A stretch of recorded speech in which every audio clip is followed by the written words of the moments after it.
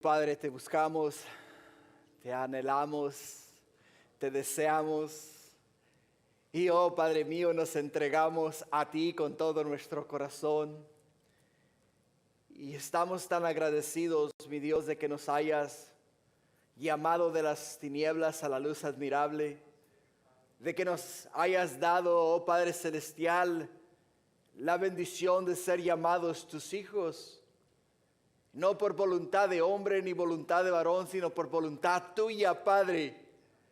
Y por ello, mi Señor, este día, yo personalmente y mis hermanos que están acá, nos gozamos acá en tu presencia, mi Dios. Es tan maravilloso, Señor, sentir el calor de tu Santo Espíritu. Es tan precioso, mi Dios, entender que el Creador de todas las cosas, el Rey de Gloria, esté aquí en el medio nuestro. Es maravilloso. Por eso, mi Dios, es que te anhelamos, te necesitamos, mi Dios. ¿Hay acaso algo que podamos hacer sin ti? No lo hay, Padre. Sí, quizá lo podamos intentar, pero es un fracaso seguro. Por ello es que este día te decimos: te anhelo, te anhelamos, te necesitamos. Y oh mi Dios, por favor ven y llena nuestro ser. Háblanos a través de tu palabra y instrúyenos, mi Dios, las cosas que te agradan y de la manera en la cual tú quieres que vivamos. Te amamos, Padre, en el nombre de Jesús. Amén y amén. Gloria a Dios. Hermanos, pueden tomar asiento. Es una bendición estar en la palabra de Dios y más que nada en la casa del Señor. Y vamos este día a el tema del mensaje, que es el fracaso del judío, segunda parte. Hoy vamos a cubrir solamente del versículo 25 al versículo 29. Así es de que vamos a estar tratando de continuar con el mensaje de la semana pasada, para que el Espíritu continúe su obra y haga lo que ha sido enviado a hacer, a enseñarnos, a recordarnos y a mantenernos continuamente instruidos en las cosas del Señor. Así es de que para comenzar, dijimos que el tema es el fracaso del judío, segunda parte. Y para no fracasar, familia, tenemos que tener nuestras prioridades correctas. La palabra prioridad quiere decir algo que viene antes. Algo que viene antes. Jesús nos dice en Mateo 6:33, Mateo 6:33, mas buscad primero el reino de Dios y su justicia. Es lo que nos dice Jesús. O sea, buscar a Dios antes de las cosas que nosotros nos proponemos hacer. Por ello es que me encanta esta palabra, porque nos habla de lo que viene antes. Prioridad, prioridad, prioridad. Nuestras prioridades deben de estar correctamente para poder entonces tener éxito en la vida. Primeramente, pregúntate, tú que estás acá y que nos escuchas a través de YouTube y de Facebook, ¿cuál es tu prioridad? Hazte esta pregunta: ¿cuál es tu prioridad? El apóstol Pablo nos habla de sus prioridades de él, llevándonos a Filipenses capítulo 3, versículo 13, donde nos dice la Escritura: hermanos, no pienso que yo mismo, dice, lo haya logrado ya.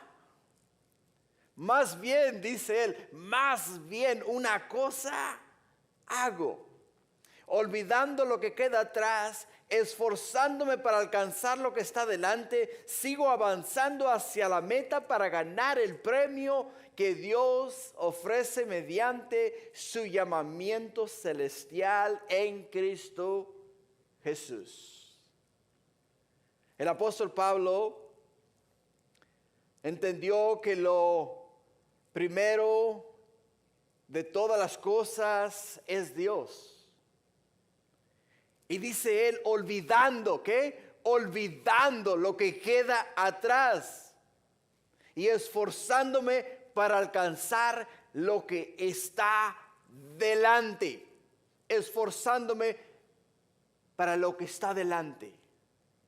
Las Escrituras nos dicen que Pablo era un hombre rico, era un hombre estudiado, era un hombre reconocido, era fariseo de fariseos. Y no solamente eso, sino que nos dice la palabra de Dios que ninguna de estas cosas le importaron a él por el hecho de que de seguir a Jesús con todo su corazón, con toda su mente y con toda su alma.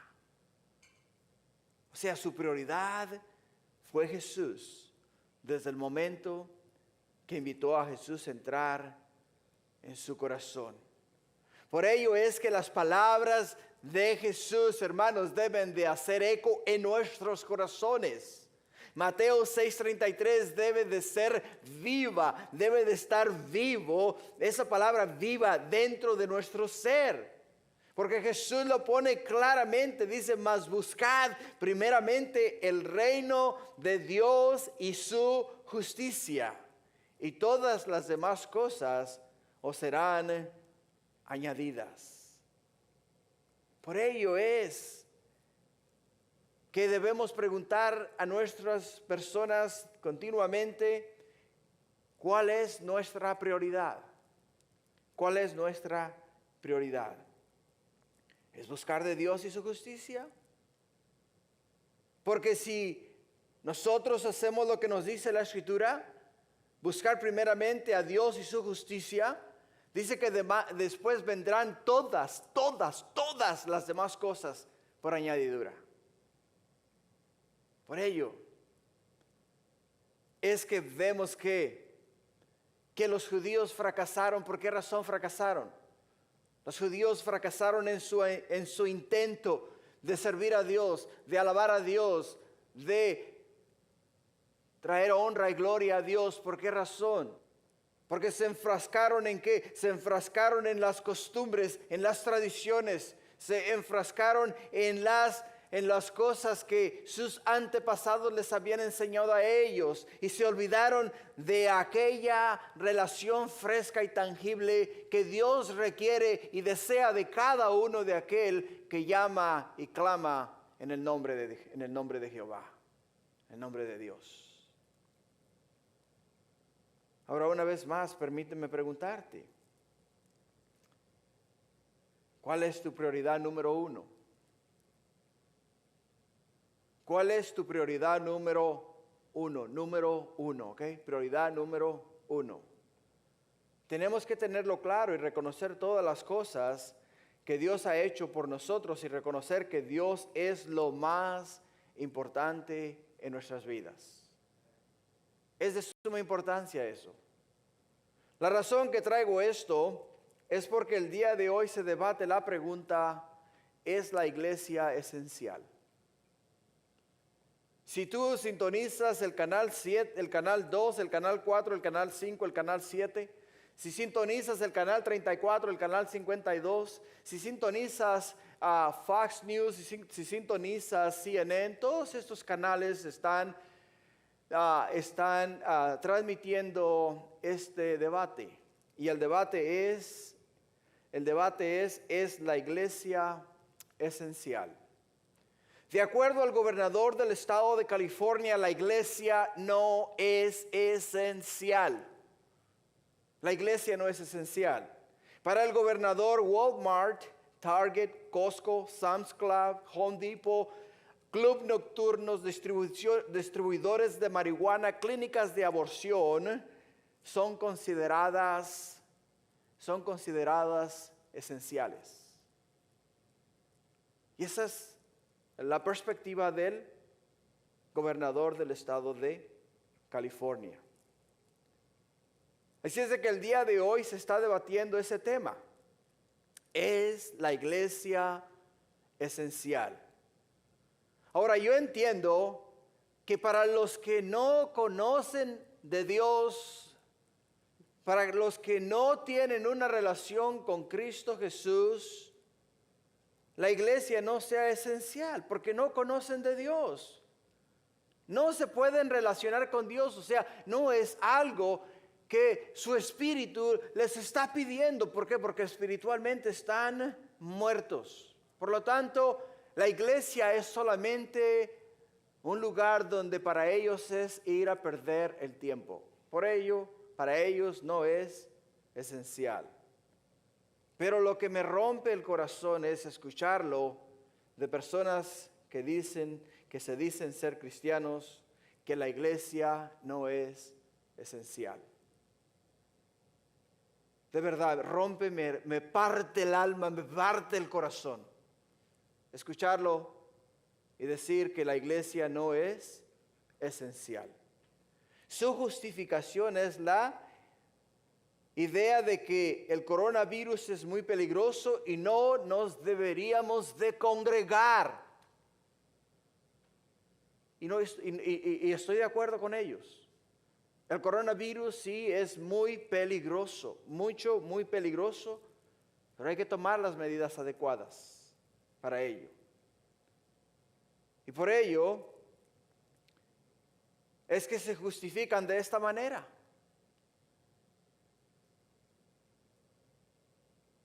Dicen así: ¿no está acaso Dios en todas partes? ¿Para qué tengo que ir a la iglesia? Si Dios está en todas partes, la iglesia hasta cierto punto es irrelevante. Y estoy de acuerdo con ellos, Dios está en todas partes. Dicen ellos, deben de cerrar todas las iglesias y cada uno de nosotros, los cristianos, concentrarnos en nuestros hogares y leer nuestras Biblias en nuestras casas. Pero permíteme preguntarte, ¿es el edificio la iglesia o la gente que ocupa el edificio? La gente que ocupa el edificio es la iglesia. La gente que ocupa el edificio es la iglesia. Pero entiende algo, este edificio, hermanos, este edificio donde tú y yo estamos este día, ha sido diseñado específicamente y con el único propósito de que nosotros, los hijos de Dios, nos congreguemos para alabar, glorificar y exaltar a nuestro Dios. A nuestro Dios. De la manera que te lo puedo ilustrar es fácil. Todos los que estamos acá somos padres de familia. Y a mí como padre, yo como padre, quiero tener mis hijos alrededor mío. Quiero escuchar a mis hijos que me hablen y que me digan: papi, ¿cómo estuvo tu día? Papi, ¿me podrías ayudar con la tarea? Papi, ¿me podrías ayudar a hacer esto, a hacer lo otro? Oye, vamos a jugar fútbol, ¿por qué no hacemos aquello? Y es de la misma manera en la cual nosotros, cuando nos congregamos acá, venimos a la casa de nuestro Padre. Llegamos a la casa de nuestro Padre. Yo puedo fácilmente quedarme en mi casa. Yo sé cómo leer la Biblia, hermanos, en mi casa, y lo puedo hacer de una manera que me beneficie a mí. Yo lo puedo hacer.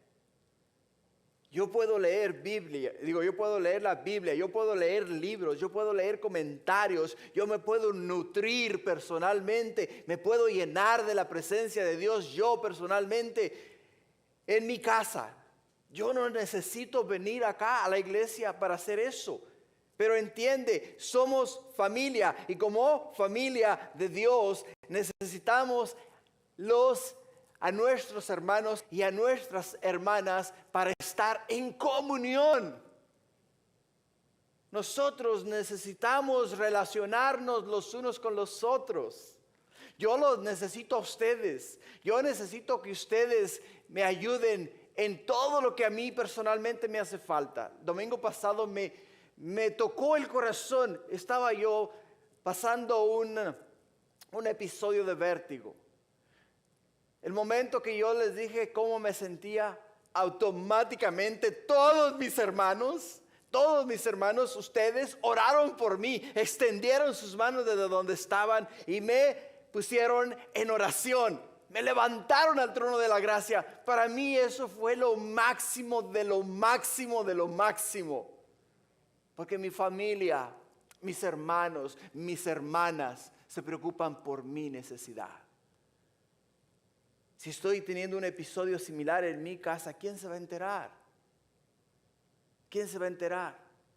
E incluso si ustedes se llegasen a enterar, dirían, oh, pobrecito, ¿no? Pues que Dios lo ayude. Pero el hecho de que estamos todos acá en casa, de que estamos aquí en la casa del Señor, hermanos, es lo que nos hace a nosotros distintos.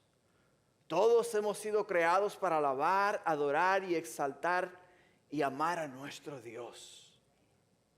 Porque cuando le recibimos y creímos en Jesús, nos dio potestad de ser hechos hijos de Dios. Hechos hijos de Dios. Así es de que el tema del debate es: cierren las iglesias. Cierren las iglesias, es lo que dicen ellos. Ahora, ¿sabes cuál es el porcentaje de personas que han muerto del coronavirus?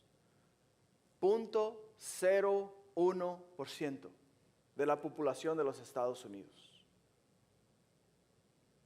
0.01%. Mucho, muy bajo. Muy bajo. ¿Sabías tú que mueren más personas en accidentes automovilísticos que personas que mueren del coronavirus? ¿Sabías tú eso? O sea, yo no estoy descartando la idea de que el coronavirus es una enfermedad o es un virus que de verdad puede quitarle la vida a una persona. Pero se han descubierto y se han dado nuevas estadísticas a través del CDC que el 90 y algo por ciento de personas que han muerto del coronavirus han muerto no del coronavirus, sino de otras enfermedades que tenían ellos, que cuando contrajeron el virus, por supuesto, aceleró el proceso de la muerte. Pero no es necesariamente que murieron del coronavirus. Murieron teniendo el virus, pero no murieron del coronavirus. Por ello, es que a razón del encierro que se ha causado en el mundo entero, las estadísticas de violencia doméstica, abuso infantil, depresión, suicidio han incrementado un 50%. ¿Y sabes qué? En los últimos 5 meses se han mirado más casos que los que se han visto en los últimos 50 años. ¿Por qué razón? Porque nosotros, hermanos, tú y yo, somos personas que no estamos diseñados al encierro, no estamos diseñados para estar en un solo lugar. Estamos diseñados para salir y relacionarnos con otras personas. Tenemos que ir a despejar nuestras mentes. Tenemos que ir a mirar a otros, a ir a otros lugares. Y por ello es que la casa de Dios, la iglesia, o sea, el edificio donde la iglesia se reúne, fue diseñado específicamente para eso. Si yo estoy teniendo un problema familiar, ¿a dónde tú crees que yo voy a ir a buscar ayuda? ¿A dónde? ¿A un psicólogo? No, voy a ir a donde mi pastor. Y voy a decir, pastor, estoy pasando por tiempos muy difíciles en mi hogar, ayúdenme a orar. Necesito la intercesión divina para que haya paz en mi hogar.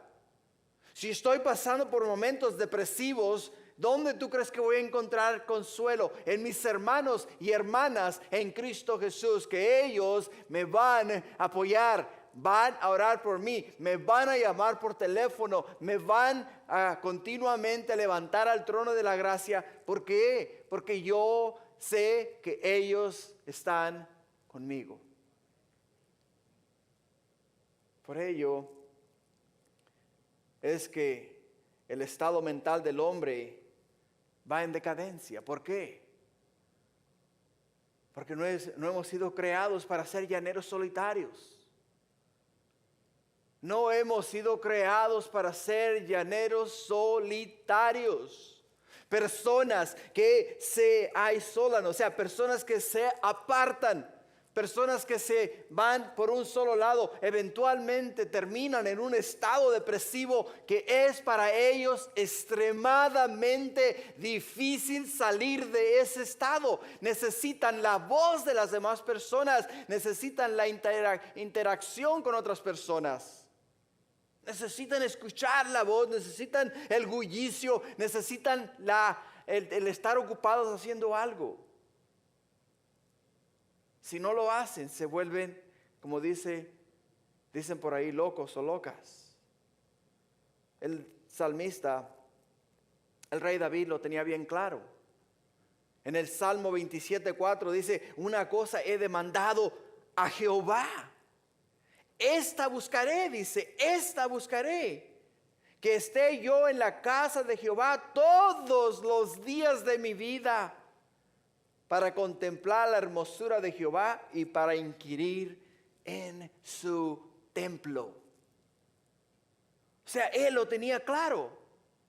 ¿Qué tenía claro? Tenía clara la idea de que en la casa de Dios es donde nosotros vamos a contemplar la hermosura de nuestro Dios. Aquí en este lugar, cuando ustedes, hermanos, me extienden su mano de amor, me dan una sonrisa, me dicen: hermano, estoy orando por usted. Eso para mí es las palabras más dulces que mi espíritu deseaba escuchar. Por ello dice el salmista: que esté yo en la casa de Jehová todos los días de mi vida, todos los días de mi vida. ¿Y cuál es la casa de Jehová? Este edificio es la casa de Jehová. Aquí es donde los hijos de Jehová, los hijos de Dios, se reúnen para estar en la casa de su Padre, la casa de su Dios. Hebreos capítulo 24, y considerémonos unos a otros para estimular el amor y las buenas obras. Escucha, estimulémonos, o sea, considerémonos unos a otros para estimularnos. ¿A estimularnos a qué? Estimularnos a amarnos los unos a los otros, y a las buenas obras para ayudarnos los unos a los otros. No dejando de congregarnos como algunos tienen por costumbre, sino exhortándonos, y tanto más cuanto veáis que aquel día se acerca. Aquí está la clave, familia. La clave es esta: debemos considerarnos los unos a los otros. ¿Para qué? Para estimularnos en el amor de Cristo, para amarnos los unos a los otros. Pero no lo podemos hacer si no estamos juntos. Si no estamos juntos, si no estamos en la casa de Dios. Tenemos que estar en la casa de Dios. Necesitamos la familia de Dios. Necesitamos los hermanos para podernos estimular. Necesitamos los hermanos para podernos, hermanos, ayudar los unos a los otros. Pero si no nos congregamos, como dice acá, ¿cómo vamos a poder hacerlo? ¿Cómo vamos a poder hacerlo? Así que, ¿por qué está fracasando la iglesia? Porque la misma iglesia está votando para que se cierre ¿qué? Se cierren las iglesias. Por ello es que hay que tener nuestras prioridades correctas. Nuestras prioridades, lo que viene antes de lo que vamos a hacer. ¿Qué es lo que viene antes de lo que vamos a hacer? Dios. Dios viene antes de lo que vamos a hacer. No olvides que la iglesia es esencial. A la iglesia le podemos considerar el hospital espiritual. Porque aquí en este lugar, hermanos, vienen personas heridas. Aquí en este lugar vienen personas moribundas. Aquí a este lugar vienen personas sangrando. Aquí a este lugar vienen personas que mentalmente no están bien. Y aquí en este lugar es donde el Señor agarra a todos y cada uno de estas personas y les da a ellos la sanidad, les ayuda mentalmente a enfocarse nuevamente y a tener la perspectiva correcta. Así es de que la iglesia es esencial. La iglesia es esencial. No te olvides que la iglesia es diseñada para el cuerpo de Cristo. El edificio es diseñado para los hijos de Dios, para congregarnos en la presencia del Señor. Así es de que podemos mirar la inconsistencia de los judíos. ¿Por qué razón? Porque estaban viviendo y pasando exactamente lo mismo que se está viviendo en los días en los que estamos nosotros viviendo el día de hoy. ¿Qué estaban viviendo? ¿Qué estaban pasando? Estaban pasando por momentos secos. Sí, tenían religión, pero no tenían una relación con Dios. El día de hoy tenemos religión, tenemos iglesias. La ciudad de La Habra es una de las ciudades que más iglesias tiene. Si te das cuenta, tiene casi una en cada esquina en la ciudad de La Habra. Si vas aquí por la ciudad, si vas aquí por el Boulevard, La Habra Boulevard, te vas a encontrar como más o menos unas 20 iglesias, si no me quedé corto. Desde la Beach Boulevard hasta acá, cuenta las iglesias a derecha y izquierda, derecha y izquierda, derecha y izquierda, derecha y izquierda, hasta que llegas a la Harbor Boulevard. Llegas por la Euclid y la Euclid agarras iglesia, bajas hacia la Euclid, iglesia, subes por la Walnut Boulevard hasta la parte de arriba, iglesias. Si vas, o sea, toda esta ciudad, en la ciudad de La Habra hay muchas iglesias. Pero, hermanos, entendamos algo. Dios no quiere religión, Dios quiere una relación personal con nosotros, sus hijos. Es lo que Dios está buscando. Una relación personal con nosotros, sus hijos. Por ello es que tenemos que tener la perspectiva correcta. Tenemos que entender que cuando venimos a la casa de Dios, venimos a encontrarnos con Dios. Cuando tú vas a visitar a tus padres o tus hijos te vienen a visitar a ti, ¿ellos llegan a la casa y te ignoran? No, llegan a la casa, te dan un abrazo, te dan un beso, papi, mami, ¿cómo estás? Qué gusto que pudimos llegar acá. Y cuando llegan ahí, dices tú, mijo, mija, te he preparado tu platillo favorito. Ahora siéntate a la mesa que te lo voy a servir. Y eso es precisamente lo que el Señor está haciendo este día. Nos ha preparado su platillo favorito, nuestro platillo favorito, su palabra. Y ya nos la ha servido y ahora nos la va a dar. Así es de que comámosla, gocémosla y disfrutémosla. La semana pasada Pablo habló a los judíos donde aprendimos que el judío se deriva del nombre Judá, que significa alabar o agradecer. Eso es lo que significa la palabra judío. Y en el versículo 17, para entrar en contexto, les dijo: he aquí, tú tienes el sobrenombre de judío y te apoyas en la ley y te glorías en Dios. O sea, de manera sarcástica, el apóstol Pablo les estaba diciendo a ellos: ¡ja, ja! ¿Tú te consideras judío? ¿De veras? Viviendo de la manera que vives, ¿tú te consideras una persona que puedes llamarte judío? Y por otra parte les estaba diciendo a ellos, tú tienes el sobrenombre judío y en ese nombre tienes la ley de Moisés, tienes las instrucciones de Dios. O sea, de dos maneras les estaba interpretando a ellos lo que les decía en el versículo 17. Y en el versículo 18 dice, y conoces su voluntad, o sea, conocen la voluntad de Dios. E instruido por la ley apruebas lo mejor. O sea, Dios les dio a ellos la ley y ellos sabían de Dios a través de la ley de Moisés. Y conocían la voluntad de Dios. No es lo mismo conocer que hacer. Yo conozco lo que tengo que hacer, pero si no lo hago, de nada me sirve.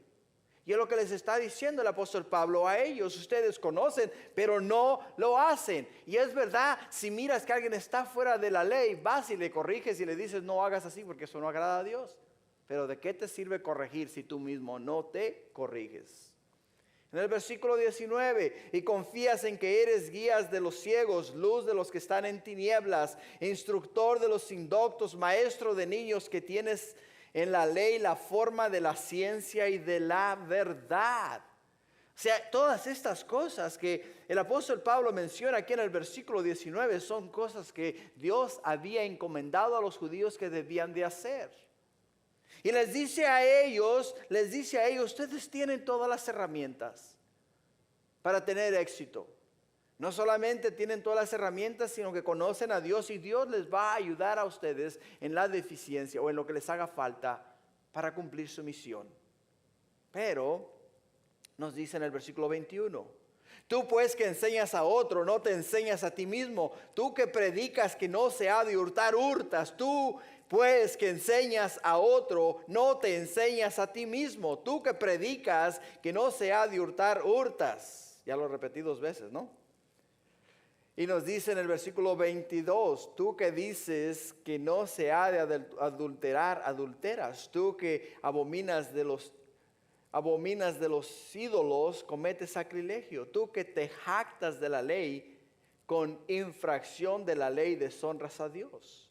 Porque como está escrito, el nombre de Dios es blasfemado entre los gentiles por causa vuestra. El apóstol Pablo, en nuestro estudio de la semana pasada que indagamos y fuimos a fondo, simple y sencillamente les está diciendo a ellos, están viviendo hipócritamente. Están diciendo ser maestros de la ley, mas vosotros no os enseñáis a vosotros mismos. Ustedes le están diciendo a aquellos a los cuales enseñan que no roben y ustedes están robando. Ustedes les están diciendo a las personas que no adulteren y ustedes están adulterando. Los estaba confrontando. Les dice, ustedes abominan los ídolos, mas se meten en los templos y roban los ídolos para luego vender los ídolos y sacar provecho de ello.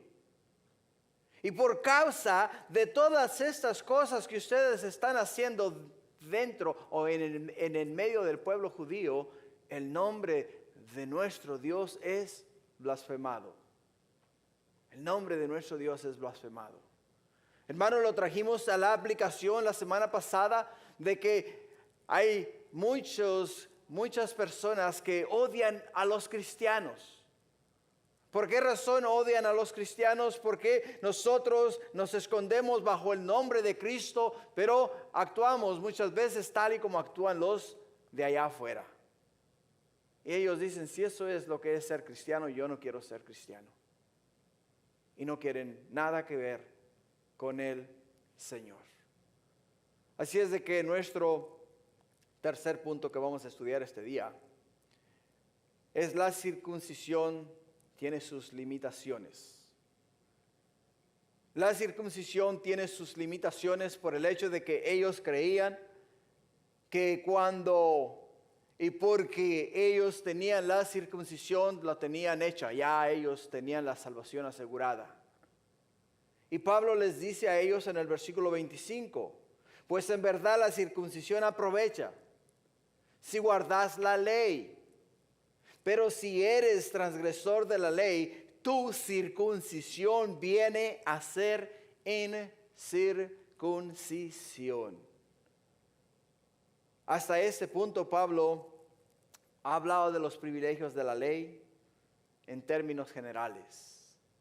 Ahora señala una provisión de la ley que era la señal de la admisión y los beneficios del pacto, la circuncisión. Habla de la circuncisión. Para un judío era imposible que un hombre correctamente circuncidado no lograra la salvación. El judío creía que su circuncisión garantizaba su salvación. Él bien podría ser castigado en el mundo, pero nunca podía perder la salvación. Nunca podía perder la salvación. Hay algo que es muy importante para nosotros. Y es necesario. En el libro de Juan, capítulo 1, versículos 11, 12 y 13, nos habla acerca de Jesús. Nos habla acerca del favor de Dios. Porque nos dice la Escritura que a los suyos vino, mas a los suyos no le recibieron, mas a los que le recibieron les dio potestad de ser hechos hijos de Dios.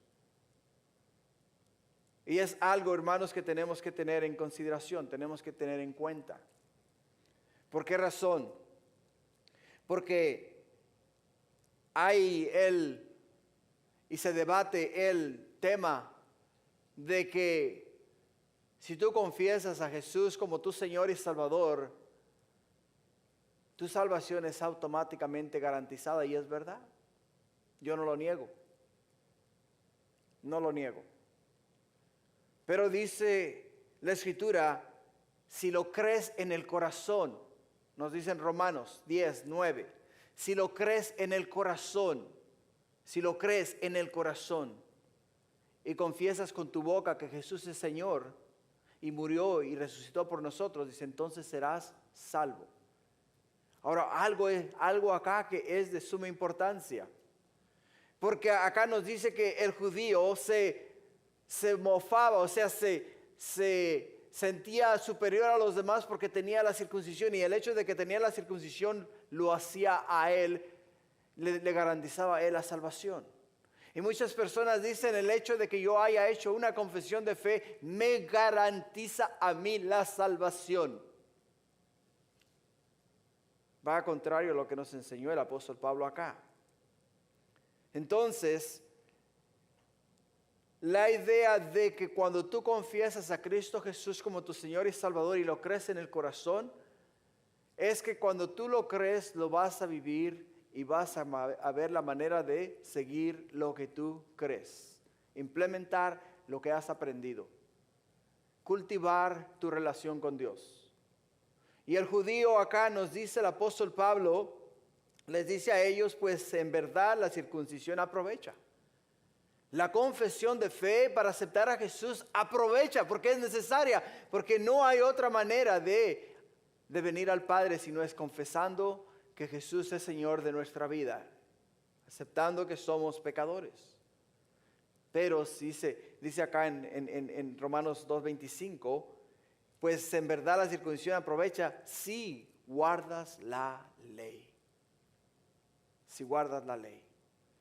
En verdad, nuestra confesión de fe aprovecha si nos mantenemos en el camino del Señor. Ahí es donde realmente vamos a conocer que somos salvos. En los días de Pablo, algunos rabinos enseñaban que Abraham se sentaba a la entrada del infierno y se cercioraba de que ninguno de sus descendientes circuncidados bajaran o entraran en el infierno. Eso es lo que enseñaban los rabinos. Incluso algunos rabinos también enseñaban que Dios juzgaría a los gentiles con una medida y a los judíos con otra. Y que todos los israelitas tendrían parte en el mundo por venir. Todos los israelitas tendrían parte en ese nuevo mundo que estaba por venir. La circuncisión, o el día de hoy le llamamos bautismo o cualquier otro ritual en sí mismo, no salva a nadie. No salva a nadie. Yo he conversado con muchas personas que me dicen a mí, he aceptado a Jesús y tengo mucho miedo, tengo mucho temor que si no me bautizo no voy a lograr entrar en el reino de Dios. No voy a lograr la salvación. La circuncisión, hermanos, es una confesión externa de en quién tú crees y en quién has puesto tu fe. El bautismo es un testimonio a las personas de afuera de que tú has puesto tu fe en Jesús y te has comprometido a seguirle todos los días de tu vida. Simple y sencillamente estás tú diciéndole a la gente, acepté a Jesús, y la prueba de que acepté a Jesús es un acto de obediencia al bautizarme como Jesús lo hizo en el río Jordán. Solamente estoy siendo obediente a hacer lo que Jesús hizo. Y eso a mí me constituye que ahora soy un seguidor de Jesús, pero no me da la salvación. Lo mismo con los judíos. El hecho de que ellos estuviesen circuncidados no les garantizaba a ellos de ninguna forma la salvación. De otra manera, el apóstol Pablo nos lo hubiera dicho. La circuncisión y el bautismo hacen lo mismo que hacen las etiquetas en una lata. Si la etiqueta externa no corresponde con lo que hay dentro, entonces algo está mal. Si hay calabazas dentro de la lata y tú lees en la etiqueta que hay frijoles, te vas a llevar una sorpresa cuando abras esa lata. Vas a decir, momento, ¿qué no compré yo una lata de calabazas? Y cuando la abres, el contenido es frijoles. Por ello, iglesia, escúchame bien lo que te voy a decir este día.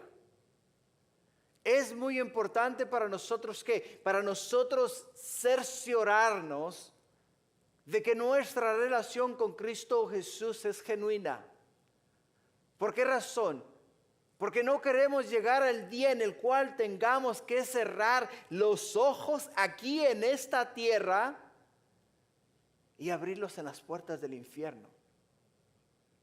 Y creer nosotros que estábamos correctamente haciendo las cosas debidas aquí en la tierra. Que no nos encontremos nosotros con una etiqueta de calabazas y por dentro estemos llenos de frijoles. Es muy importante, hermanos, es muy importante para nosotros tener la perspectiva correcta. Jesús, nuevamente, vuelvo a reiterar en Mateo 6:33, mas buscad primeramente el reino de Dios y su justicia, y después todas las cosas vienen por añadidura. Es muy importante para nosotros. ¿Por qué? Porque el apóstol Pablo está confrontando a los judíos y les está diciendo a ellos, la ley aprovecha. O sea, la circuncisión aprovecha si guardáis la ley. Si guardáis la ley. Tenemos que estar seguros que cuando nosotros nos levantamos decimos, Padre, gracias por el nuevo día. Guarda mi camino, cuídame de no pecar con mis ojos. Oh, mi Dios, ayúdame a no tocar cosas que deba de tocar. Cuida mis pies de guiarme a donde no deba de ir. Y por el camino, Padre, si no fuese por ti, ¿qué haría yo? ¿Qué sería de mi día? Si no hubieses puesto ese gozo en mi corazón, Señor, en este momento estuviese yo todo deprimido. Por ello, es que el apóstol Pablo dice, pues en verdad la circuncisión aprovecha si guardáis la ley. Pero si eres transgresor de la ley, tu circuncisión viene a ser incircuncisión. Incircuncisión. La ley de Moisés en sí misma enseña este principio. La ley de Moisés en sí misma enseña este principio en Deuteronomio capítulo 10, versículo 14. Escucha bien lo que dice la escritura. Deuteronomio 10, 14. He aquí, de Jehová tu Dios son los cielos, y los cielos de los cielos, la tierra y todas las cosas que hay en ella. ¿Escuchaste? Solamente de tus padres se agradó Jehová para amarlos, y escogió su descendencia después de ellos a vosotros de entre todos los pueblos, como en este día. Y aquí está la clave. Escucha, esta es la clave. Circuncidad pues el prepucio de vuestro corazón, y no endurezcáis más vuestra cerviz. Porque Jehová vuestro Dios es Dios de dioses y Señor de señores, Dios grande, poderoso y temible, que no hace excepción de personas. Escucha, no hace excepción de personas, ni toma cohecho, que hace justicia al huérfano y a la viuda, y que ama también al extranjero, dándole pan y vestido. Para el apóstol, practicar la ley no era un asunto de observar algunos reglamentos, sino de cumplir con aquella relación de fe en Dios que la ley aprobaba. Ese era lo que el apóstol Pablo sentía. Eso es lo que debe de estar en nuestro corazón. El hecho de que venimos a la iglesia, hermanos, no nos garantiza la salvación. El hecho de que donamos o diezmamos no nos garantiza la salvación. El hecho de que ayudamos a un enfermo o ayudamos a un necesitado no nos garantiza la salvación. Todas estas cosas son buenas y las necesitamos hacer. Pero lo que nos garantiza a nosotros la salvación, hermanos, es nuestra relación con Cristo Jesús. Eso es lo que nos garantiza a nosotros nuestra salvación. Sin esta relación con Dios, con Jesús, estamos perdidos. Necesitamos esta relación, necesitamos este afecto divino. Necesitamos escuchar su voz todos los días, en la mañana, al mediodía y en la tarde. Necesitamos esa voz de Dios que nos habla a nuestro oído, suave, dulce y apacible, y que nos consuela, nos conforta, nos alienta, nos ayuda en momentos de dificultad, pero necesitamos esa relación con Dios. Que podamos correr a Jesús cuando estemos en problemas y confiar en que Él nos va a ayudar. Es por eso que el apóstol Pablo les confronta a ellos. Y simple y sencillamente les dice a ellos, si ustedes hacéis todo lo que está escrito en la ley, si ustedes la ponen en práctica, la creen, y no solamente la creen, sino que confían en todo lo que Dios les dice ahí en esas palabras, pueden ustedes estar seguros de que Dios tiene un lugar especial para vosotros. Y en el versículo 26, si pues el incircunciso guardare las ordenanzas de la ley, ¿no será tenida su incircuncisión como circuncisión? Ellos estaban degradando la raza gentil. Los judíos decían, ellos no tienen salvación. Nosotros somos la niña de los ojos de Jehová. Los gentiles son caso perdido. No hay salvación para ellos. Y el apóstol Pablo dice, hey, ojo con eso. Porque si un gentil abre su corazón a Cristo, Jesús le va a cambiar su vida. Jesús va a transformar su corazón.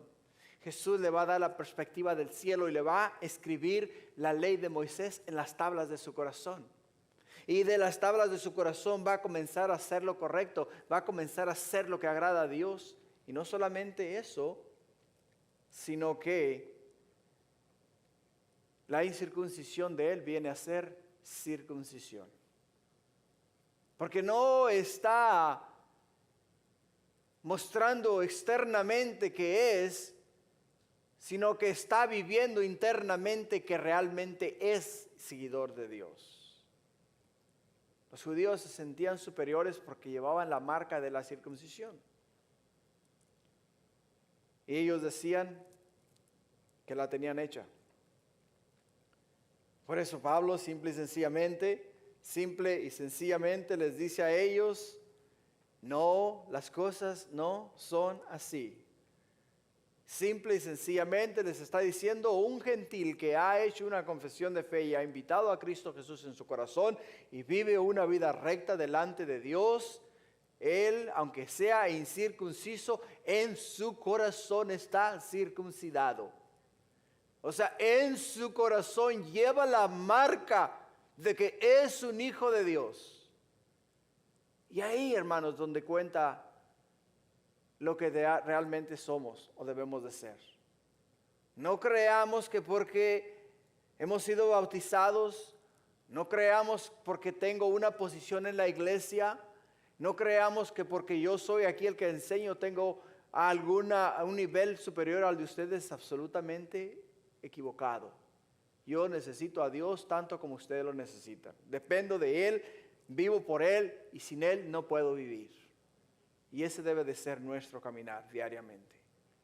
En el versículo 27 dice, el que físicamente es incircunciso, pero guarda perfectamente la ley, te condenará a ti, que con la letra de la ley y con la circuncisión eres transgresor de la ley. Increíble, increíble. Por ello, es que nosotros, hermanos, debemos de entender esto. A veces porque tenemos ya caminando muchos años con el Señor y miramos a uno que apenas comienza a caminar con Cristo, le miramos y decimos, pobrecito, ¿no? ¿Cuánto le falta por madurar? ¿Cuánto le falta por crecer? Pero ese pobrecito al cual nosotros llamamos pobre, está rico. Su relación está fresca. Su amor es intenso. Su deseo por el Señor es incontable. Quiere a Dios, desea a Jesús, quiere aprender y no hay quien le sacie. ¿Por qué razón? Porque tiene hambre de Dios. Tiene hambre de Dios. Y si llegase el momento en el cual Dios nos tuviera que poner en la balanza, donde este que tiene un hambre increíble por el Señor y este que ha caminado 30 años con el Señor, este que quiere aprender del Señor y a este que ya se le convirtió todo en rutina, entonces la balanza comienza a ser así. No, al revés, ¿no? Así. Porque este tiene más peso y este tiene menos peso. Y acá es lo mismo que dice el apóstol Pablo. Esta es la respuesta de Dios a aquel que dice: ¿qué hay de los que no han conocido a Dios? Porque simple y sencillamente dice: el que físicamente es incircunciso, pero guarda perfectamente la ley, te condenará a ti, que con la letra de la ley y con la circuncisión eres transgresor de la ley. Increíble, increíble. Tenemos que entender eso. Tenemos que entender que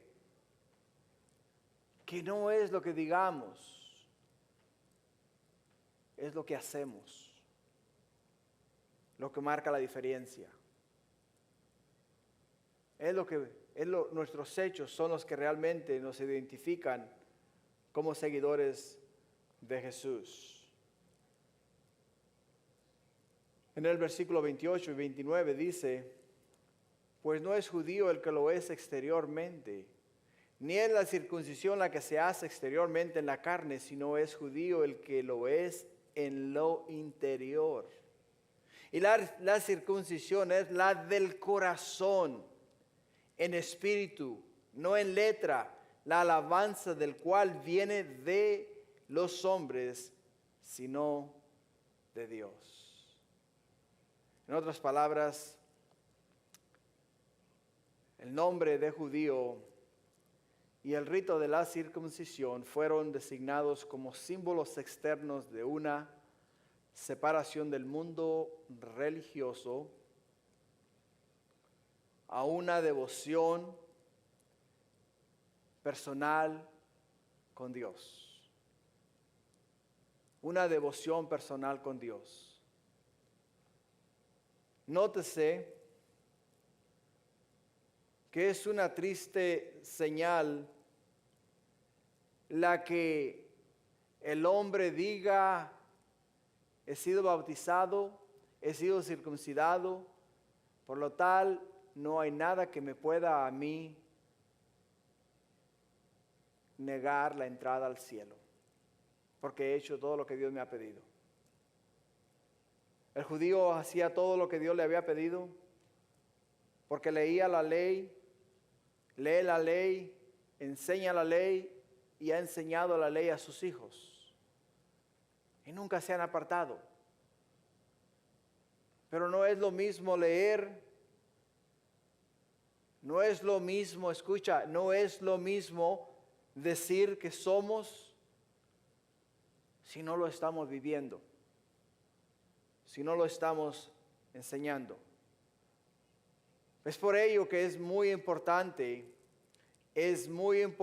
para nosotros, hermanos, alabar con el corazón, buscar a Dios con toda nuestra alma, servir a Dios con todas nuestras fuerzas y hacerlo de una manera no para ser vistos por los hombres, sino para agradar a Dios, para agradar a Dios con todo lo que hacemos. Es por ello que nosotros, hermanos, tenemos que entender que la religión no salva. Lo que nos salva a nosotros es nuestra relación con Cristo Jesús. La idea o el hecho de que los judíos eran judíos y que llevaban la marca de la circuncisión no les garantizaba a ellos la salvación. Sí, decían que eran judíos porque llevaban la marca de los judíos, pero no se les podía a ellos garantizar la entrada al cielo. Y el apóstol Pablo no lo ha puesto tan claro como el agua. Por ello es que en conclusión, la circuncisión genuina es la del corazón, una expresión que se refiere a la actitud interior adecuada exigida por Dios para que el hombre pueda gozar de una buena relación con Él. No olvides de eso, porque el apóstol Pablo nos habla a nosotros a través de todo este capítulo que los judíos miraban mal a los gentiles, les juzgaban a ellos por el hecho de que eran gentiles. Y les decían a ellos, ustedes aunque hagan lo que hagan, aunque confiesen a Jesús, aunque digan que son seguidores de Jesús, no tienen esperanza, no hay salvación para vosotros. El apóstol Pablo llega acá y les dice a ellos, por lo cual eres inexcusable, oh hombre, quien quiera que seas tú que juzgas. Eres inexcusable. Eres inexcusable. ¿Por qué? Porque si yo conozco la verdad y no practico la verdad, no hay nada que me salve. Lo único que me espera es un juicio eterno separado de Dios. Y por ello es que nosotros no nos podemos basar en lo que hemos hecho exteriormente para decir que somos salvos. No nos podemos basar en eso. Tenemos que demostrar, tenemos que vivir, tenemos que modelar nuestro caminar con el Señor para poder entonces alcanzar la vida eterna. Amén. Gloria a Dios. Puedes ponerte de pie, vamos a orar. Vamos a también tener la Santa Cena este día, así es de que la Escritura nos dice que este acto es solamente para creyentes, solamente para cristianos, solamente para aquellos que han confesado sus pecados delante de Dios, solamente aquellos que han aceptado a Jesús como su Señor y Salvador. Y si nosotros comemos y bebemos indignamente, nos dice la Escritura que juicio estamos buscando para nosotros mismos. Por ello es que este día necesitamos estar bien con el Señor. Necesitamos pedirle perdón por nuestros pecados que hayamos cometido, conscientes o inconscientes, y preparar nuestro corazón para poder tomar de la mesa del Señor. Así es de que mientras Héctor y Michael nos guían en alabanza, nosotros vamos a orar. Vamos a preparar nuestro corazón para tomar de la mesa del Señor. Padre, te pido perdón por mis faltas, por mis culpas, por mis malas acciones. Te pido perdón por los pecados de tu pueblo. Te pido, mi Dios, que prepare nuestros corazones para que este día, mientras nosotros tomamos la mesa, tomamos, mi Dios, el pan, comemos el pan y bebemos el vino y participamos de la mesa del Señor, mi Dios, lo hagamos dignamente como es digno de ti, mi Dios. No queremos, Padre mío, caer en el juicio que merecen aquellos que han transgresado tu ley. Y que ahora, por ser transgresores, mi Dios, no solamente se han apartado de la verdad, la voluntad, sino que ahora, oh Padre Santo, les espera un juicio que no se le desea a nadie, Señor. Prepáranos, prepara nuestro corazón, prepara nuestra mente, prepara nuestra vida, oh Padre Celestial, para recibir dignamente los elementos que es el pan que representa tu carne, el vino que representa tu sangre, y hacerlo de una manera digna de ti. Gracias, Padre. Te pedimos, mi Dios, que nos bendigas ahora mientras alabamos en este momento, que tu Espíritu, Señor, nos convenza a nosotros, nos revele a nosotros lo que tenemos que confesar, y en este momento, Padre mío, podamos tomar los elementos de una manera digna de ti. Gracias, Padre, en el nombre de Jesús. Amén.